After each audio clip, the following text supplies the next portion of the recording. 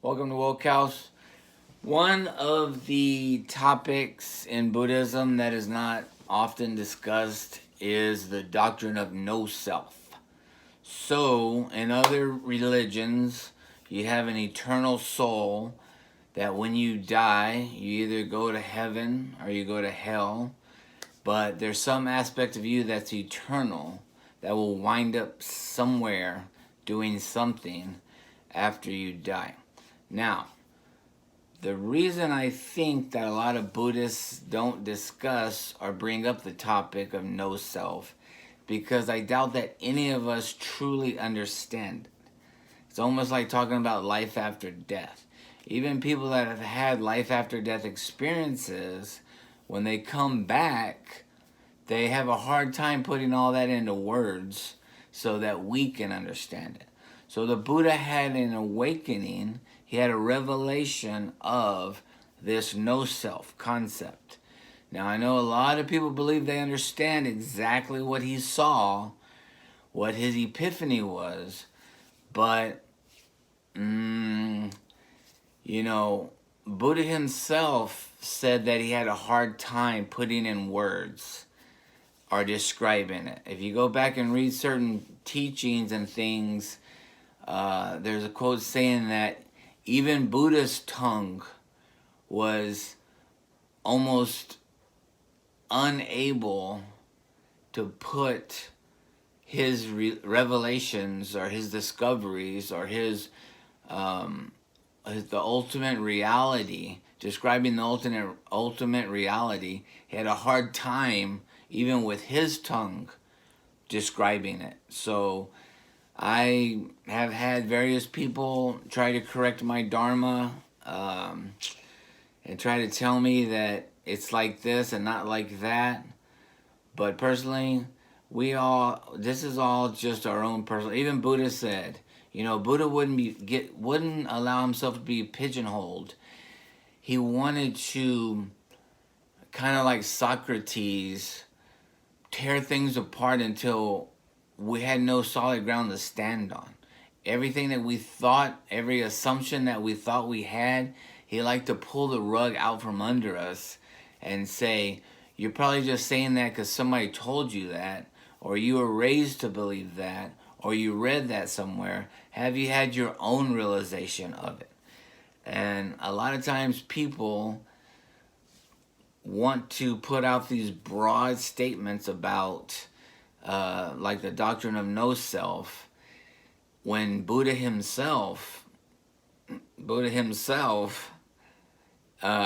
said that the reason he didn't comment on a lot of these things is because he wants us to have our own revelation of it. So if Buddha would have said that there was an eternal soul that survives after death, then he would have been put in the camp of the eternalists with the Hindus and other faiths that believed in the eternal soul.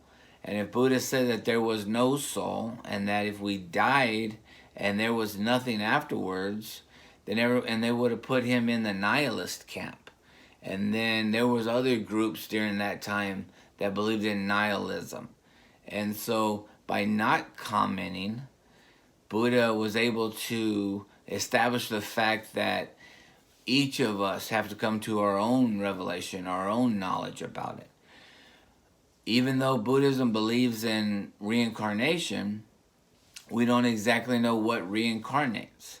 So you can take a candle and light another candle with it, and then you take that candle and light another candle with it, and you take that candle and light another candle with it, and so on. You could light 500 candles with one candle.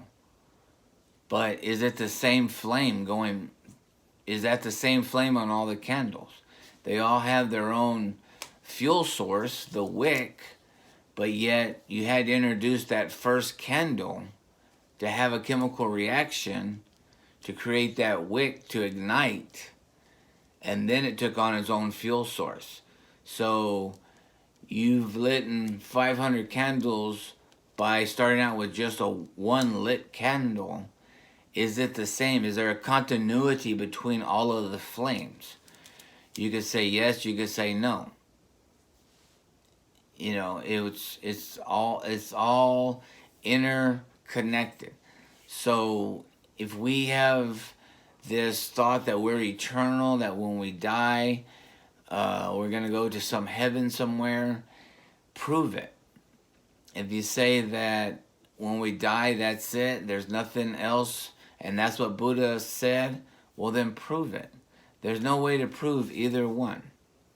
And Buddha took the middle path, always the middle path. You say, even that, I know that I'm a soul because I think and I know and I feel like I'm this entity. Buddha would say, prove that you're that entity. You're that continual, eternal self. Like I feel like I'm Kylie, but if I lost my legs, am I still Kylie?